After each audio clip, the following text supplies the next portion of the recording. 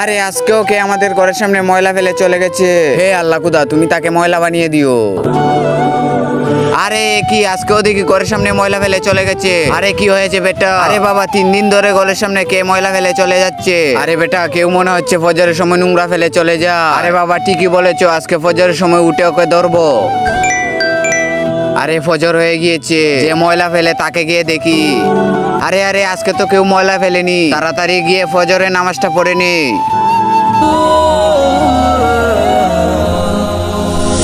আরে বেটা আজকে তো কেউ ময়লা ফেলেনি। আরে বাবা প্রতিদিন ফজরের সময় উঠে দেখবো কে আমাদের ঘরের সামনে ময়লা ফেলে। আরে ঘরের সামনে ময়লা তো আমিই ফেলতাম। আরে বেটা আমি তার আগে যে মা তোমার মুখে খাবার তুলে দিয়েছে, আজ সেই প্রিয় মায়ের জন্য একটি লাইক এবং সাবস্ক্রাইব করে কমেন্টে এই ইমোজিটা দিয়ে যা। তোকে প্রতিদিন ফজরের সময় ডাকতাম, তুই সেই সময় উঠিস না, এই জন্যই আমি প্রতিদিন ঘরের সামনে ময়লা ফেলেছি, তাই উঠি। তাই আজ থেকে সবাই 5 ওয়াক্ত নামাজ পড়ো।